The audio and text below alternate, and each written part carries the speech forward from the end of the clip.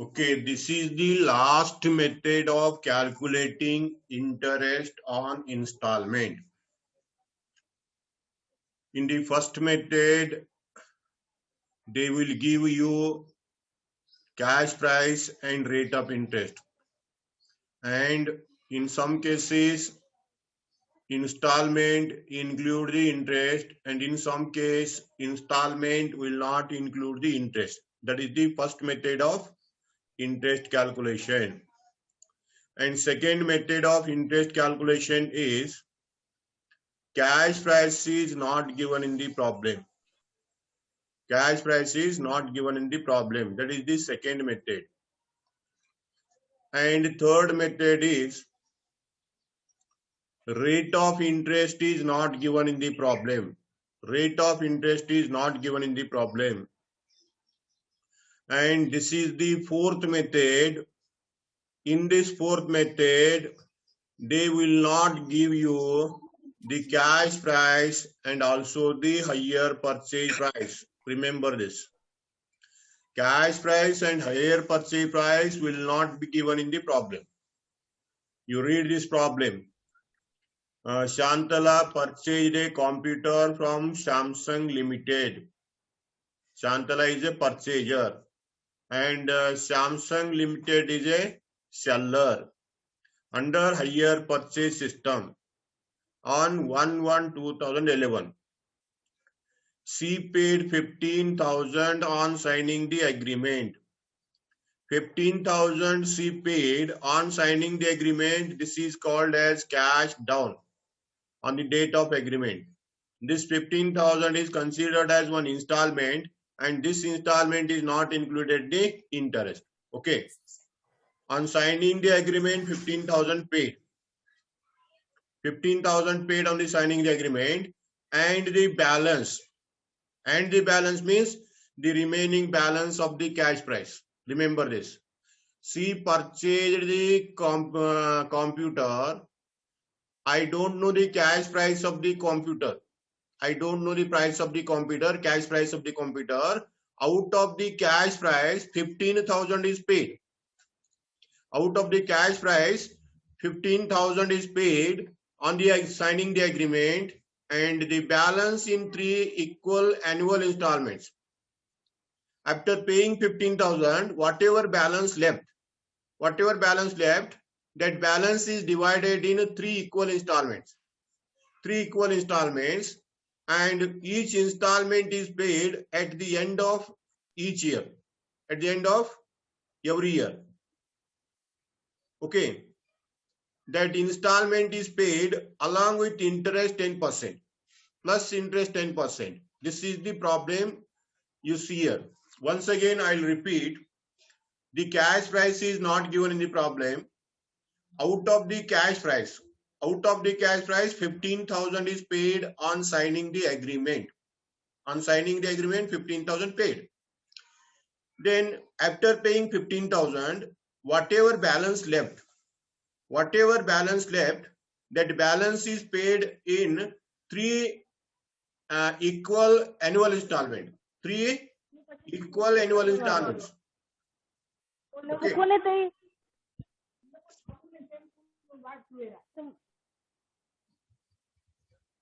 3 equal annual installments. Okay. And each installment is paid along with interest. Remember this point. Once again, I am repeating. Out of cash price, 15,000 paid. Balance is divided into 3 equal installments. And each installment is paid at interest plus interest at 10% per annum at the end of each year. Okay. This is the problem. And what is the total payment? That is not given in the problem. So cash price is not given, and higher purchase price or installment price is not also given, but only last installment is given in the problem. The last installment is 27,500, including interest. 27,500 is the installment including interest. Okay, this is the point. Remember this. Then this type of problem. If this type of problem asked to you people, then how to calculate interest, installment price, and cash price? You see the table. First column date, second column installment, third column interest, fourth column principal, last column depreciation. Depreciation is not in the problem. Okay, you leave that column. You leave the column and take the date.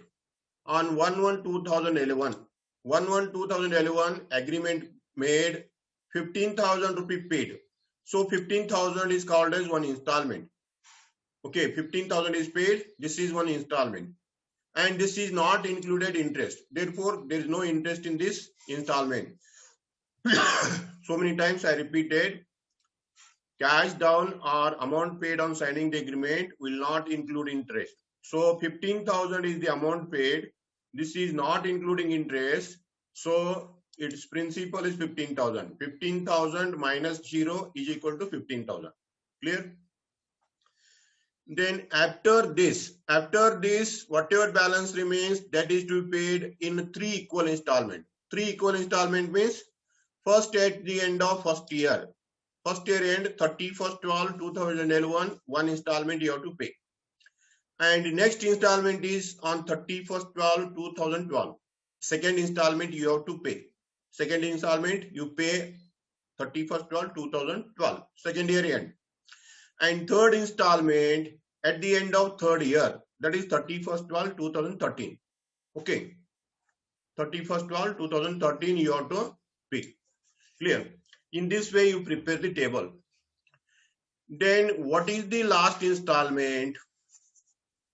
Okay, tell me anyone. What is the last installment? 27,500. 27,500. Is it included interest or not? Yes, including interest. If it is included interest, then you write in the installment column. Okay, I'll write it in the installment column. You have to write in the installment column. Clear? Remember this. So first I'll calculate the interest on the last installment. Okay, last installment is 27,500. 27,500 is the amount. That is principal plus interest is there. In that 27,500, some amount is relating to cash price and some amount is relating to interest. Therefore, it is principal plus interest is there. If principal plus interest is there, therefore I will calculate interest on that. Interest on 27,500. Interest on 27,500 is 10 is the percentage of interest. 10 divided by 110. Why I have taken 110 here instead of 100? I have taken 110. 100 divided by 110. Rate of interest is 10%. But I considered 110 in the numerator place.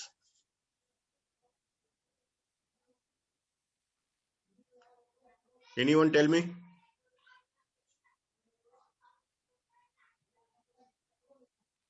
No? If that interest is, installment include interest. Installment include interest, you divide by interest plus 100. Remember this. Okay. For 100 rupee principal, 10 is the interest. Therefore, total is 110. So, 27,500 is principal plus interest. Last installment. Therefore, 27,500 into 10 divided by 110. So, interest is 2,500. Interest is 2,500. Clear? Then principal is equal to installment minus interest. So principal is equal to 27,500 minus 2,500 is equal to 25,000. Okay. So principal in the last installment is 25,000. What is the principal in the last installment? 25,000. Clear? 25,000 is the principal. Now it is clear that 25,000 is the one installment in the principal. 25,000 is the one installment of principal. Therefore, in the principal, they made 3 equal installments. There are 3 installments, means all the installments are 25,000. Remember this. Okay. So, in the problem, they say that the equal installments are there. Equal installments are there. In the installment, interest is added. Plus interest means interest is added. So, in 25,000 rupee, in 25,000 rupee of one installment, 2,500 interest added, and total installment amount is 27,500. In this way, they calculated. Therefore, principal balance is 25,000. So, you write this 25,000 in the principal column. 25,000 is the principal column. It is the one installment, and there are 3 installments. All the 3 installments are equal. Therefore, you write in the remaining years also. Second year 25,000, third year 25,000, first year 25,000. 3 installments. Clear? Any doubt? You see how I calculated the interest first. After calculating the interest, I calculated the principal in the installment. Principal in the installment. And that principal is considered as one installment of the cash price. One installment of the cash price. And there are 3 installments. So there are 3 installments. All the installments are equal installments. All the installments are equal installments. Therefore, I recorded 25,000 in the principal column. Okay, in the second method, we write installment in the installment column. Then calculate principal. But here, reverse is there. Okay. Then I come to calculation of interest. Calculation of interest. So, 25,000 is the principal. On that 10%, you see here, 10 divided by 100. Here I have taken 10 divided by 100. In the note, I have taken 10 divided by 110. What is the change? What is the change? You clear it. Here I taken 10 divided by 100. And in the working note, I have taken 10 divided by 110. In the working note, I have taken 10 divided by 110 because that is amount, principal plus interest. Therefore, I have taken 110. But here, it is principal. Therefore, I have taken 10 divided by 100. Okay. So, you calculate the installment. What is the installment? You tell me. 25,000 into 10 by 100, 2,500 is interest. Then what is the installment of the last year as per these two? 27,500. 27,500. 27,500. 27,500 clear. Then for the next year, you add the principals. First, last, and the above.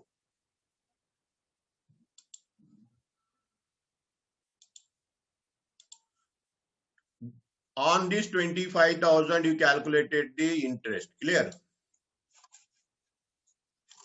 On the first 25,000, you calculated the interest on this 25,000. And 25,000 plus 25,000. What is total? 50,000. On 50,000, you calculate interest here. 50,000 into 10 by 100.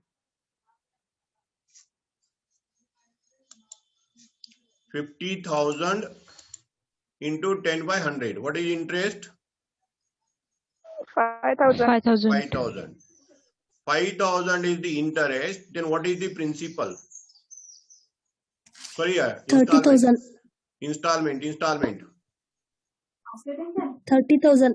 30,000. 30,000. You write 30,000. Okay. Then come to the next.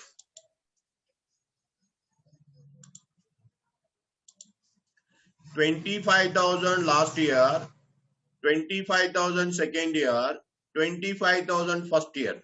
What is total? 75,000. 75,000. Okay, 75,000 you take as principal.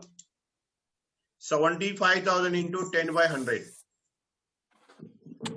7,500. Then what is the installment? 32,500. 32,500. Okay.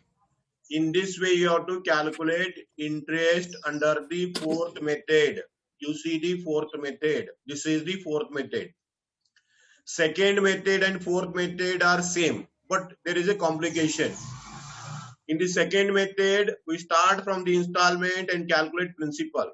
But in this method, we calculate principal and then calculate installment. This is the difference.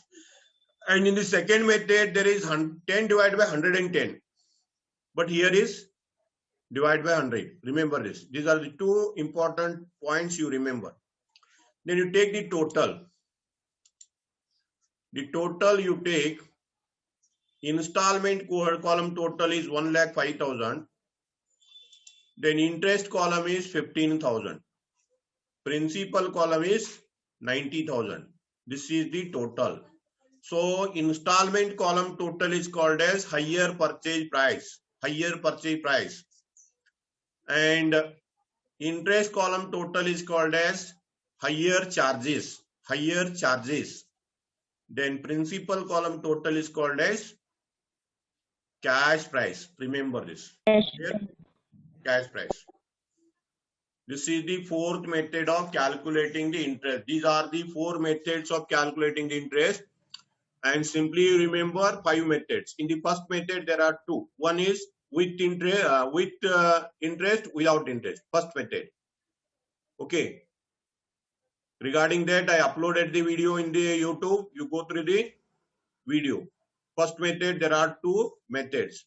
In the first, there are 2. Second, only 1 method. Third is only 1 method. And fourth is only 1 method. You make these 4 methods of calculating interest perfect. And thereafter, accounts are very easy. Accounts are very easy. Now we come to the accounting treatment. Now we see the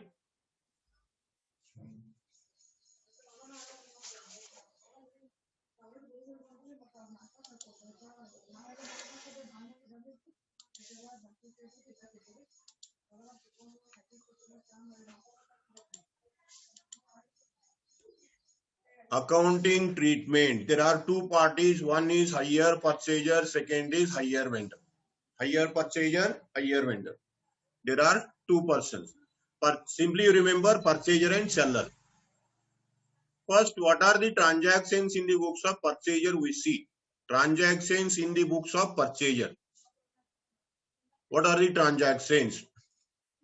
First transaction on the date of agreement. On the date of agreement, he is to pay the cash down. Agreement date, he pays some amount. Okay.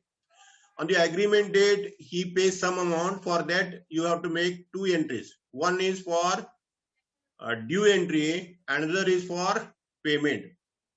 One is due entry, credit entry, another is payment entry.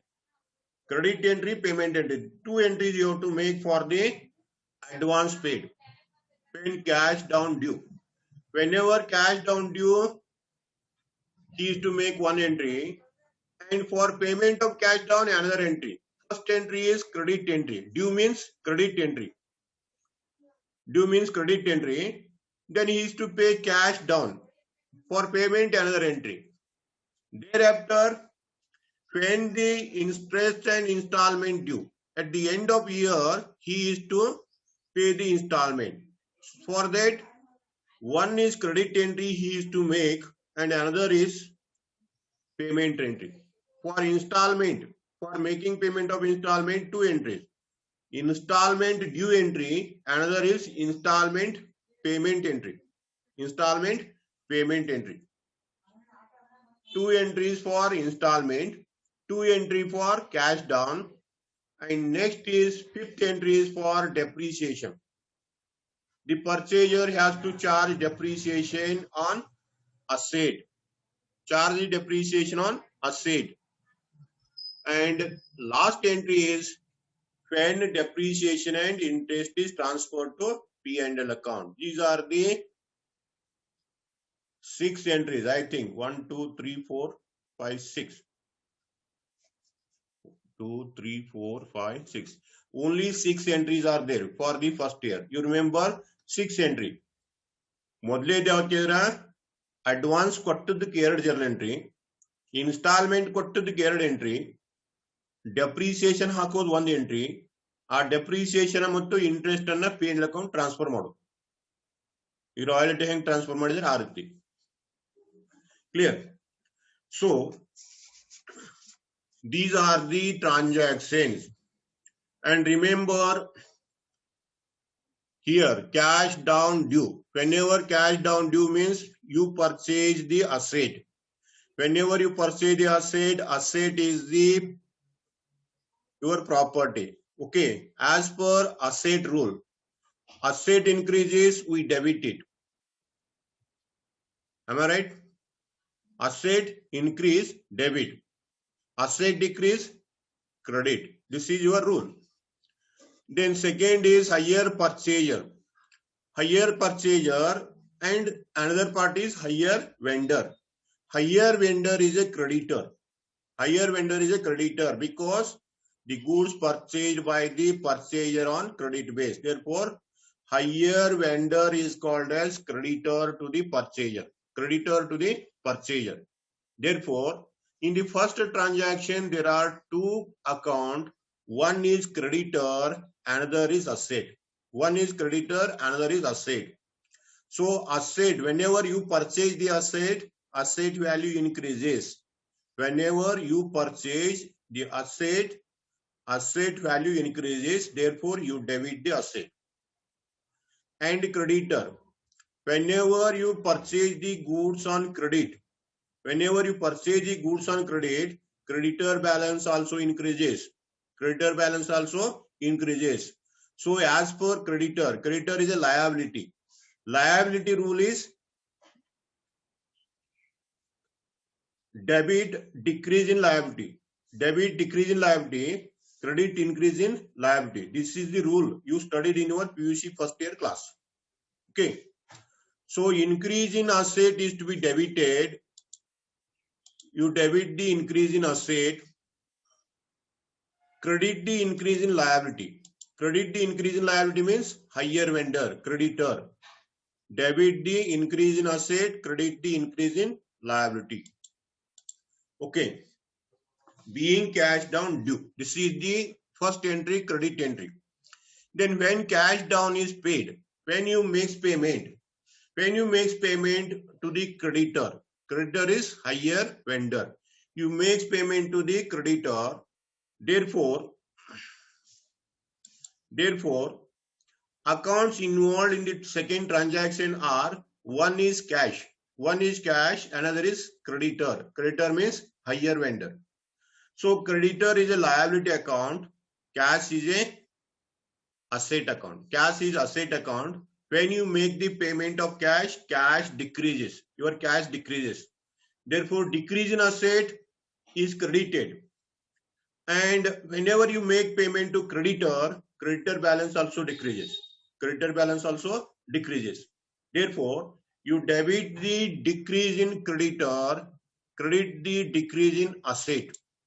Decrease in creditor, higher vendor balance decreases, credit the asset balance decreases, cash balance decreases. So being cash down paid. This is the first entry, second entry. These 2 entries for cash down, cash down. Then when installment and interest due. When installment and interest due. Whenever installment and interest due means credit entry. In this transaction, there are 3 accounts. There are 3 accounts One is creditor.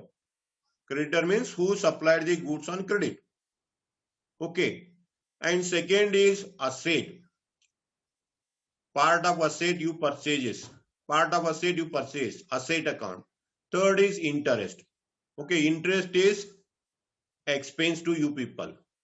Okay. Interest is expense. Asset value increases. Then there is a credit balance increases. Creditor balance increases. On the basis of these three aspects, you have to pass the entry. You have to pass the entry.